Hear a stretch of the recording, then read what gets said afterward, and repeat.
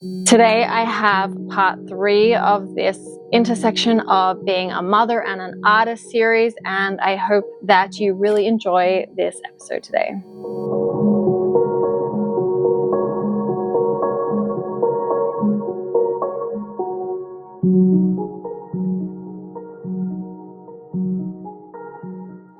Have you ever felt like you have had to choose either to be a good mom or a good artist? If you've ever felt guilty for wanting to create while also wanting to raise your children, then this video is for you. Society often tells us this myth that we can be a good parent or we can be a working woman, but then there's also this third one, which is a working mother. And society often tells us that it's really almost impossible to do it all, and that to be a good parent, something has to give, and usually it's your working life. So basically, I feel like it tells us we have to pick. You can either be a mom or you can be an artist, and I feel like society doesn't always show the intricacies. It's getting better, but I feel like it doesn't always show the intricacies of being a mum and an artist. And I think that women artists are really starting to stand up for this and starting to be bold in their showing of how their motherhood interweaves with their creative practice, and how it's not motherhood and creative practice, it is all just one thing together, and how this is such a beautiful, incredible, inspiring thing, but I don't think it's shown that much. So I am here to show how that can be, whether it's messy or the good, the bad, the messy, essentially. I want to show how the reality of being a parent and being an artist really overlap for me, and how when I'm with my kids, I'm not necessarily just momming. I'm a whole person. I am Kara. I am everything at once. Mom, artist, wife, running a house, daughter, everything else at once. It's not one thing in isolation. And when I come down to the studio, I don't just forget everything that I've learned as a mother, or everything that I've come to know as a mother, or everything that I experienced that morning as a mother. It all is just channeled into this one thing together and becomes this huge, reality soup, I guess you could call it, of my life. And it overlaps, whether it's clean or messy, it makes no difference. And I have no choice in that, because my mothering directly impacts my art practice, and my art practice directly impacts how I mother and how I show up for my children. Once I became comfortable owning this, I think that it really opened up the doors for my creative practice. And it really allowed me to explore things in a new, different, beautiful way. You really don't have to choose one identity over the other. And you don't have to be so consumed in one that you completely leave the other high and dry. You don't have to completely be consumed in creativity that you're leaving your kids. You don't have to be completely consumed in motherhood that you're not putting any time into your creativity. I think that it needs to be an integrated balance, and it might not always be beautiful, but that's kind of the charm of it, and that's kind of the charm of the reality of it. And I think that's what people relate to the most, is that you will not get it right 100% of the time, and there's nothing wrong with that. And if you actually expect to get it right 100% of the time, then I think that you're actually really setting yourself up for failure. And I think that motherhood really helped me embrace this, and embrace that there are going to be problems. And some days you are not going to want to show up in the studio. Some days you are just going to want to sit on the couch and binge watch a TV show.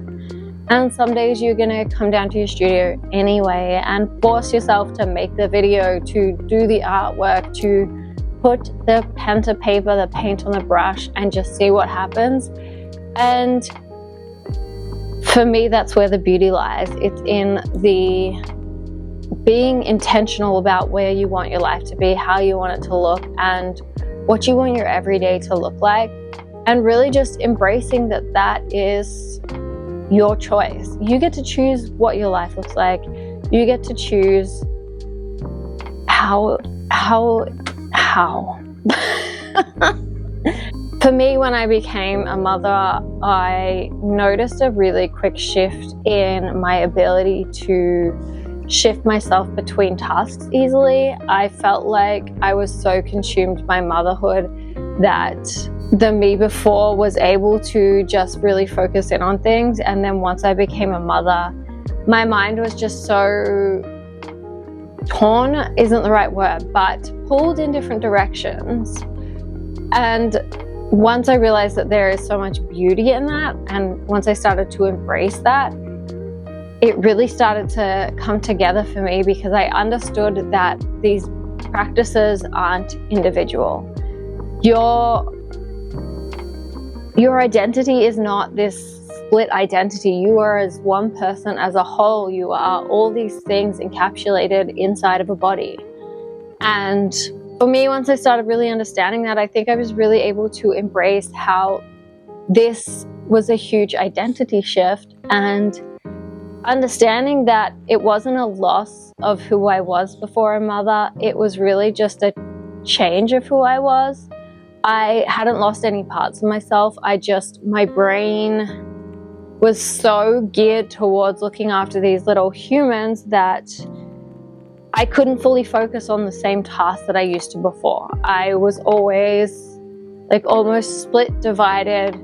My consciousness was here and here at the same time, whereas I never experienced that before coming a mother. And I think that once I really started channeling this into my art practice, I think that that's where it really started to tie together a lot, because I realized that I don't have to create these artworks as a whole one piece in one mindset. I can come in and out in different mindsets, different days, having completely different expectations for that studio time. And then the way that it comes together at the end is actually so beautiful.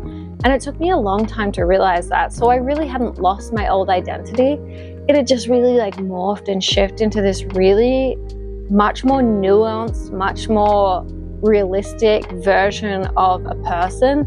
Now that I had this lens of motherhood that was kind of like this tint that was in front of my eyes at all time. It was like a sepia tint or a rose tint that was put on the end of my lens, and then everything I saw was through that lens, through that tint, and it just changed my perspective on everything. And I couldn't look at the same things. I couldn't take that off and look at them the way that I had before, because now I had put that lens on, it was glued on, it was there, it was never changing.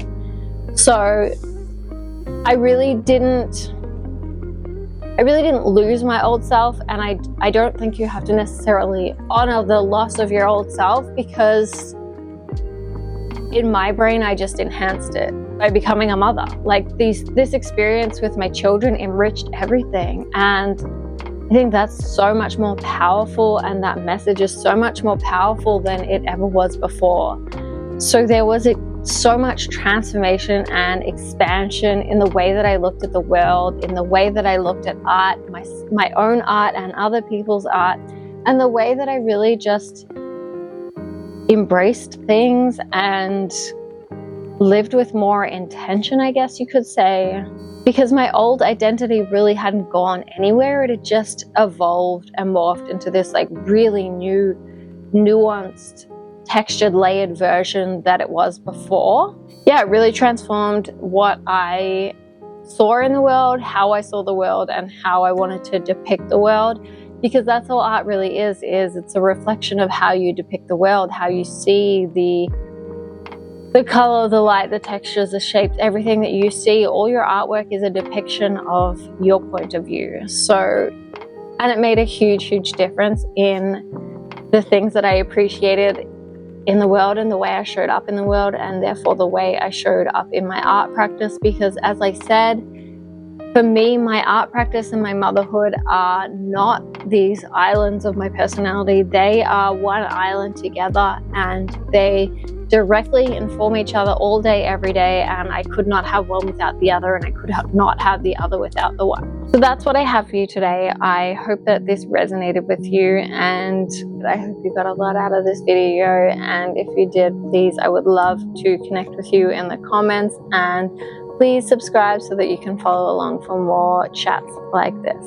I hope you have a wonderful day today. I hope you have some time and space in your day to create something beautiful in this world that was not here this morning. And if not, maybe go take a nap.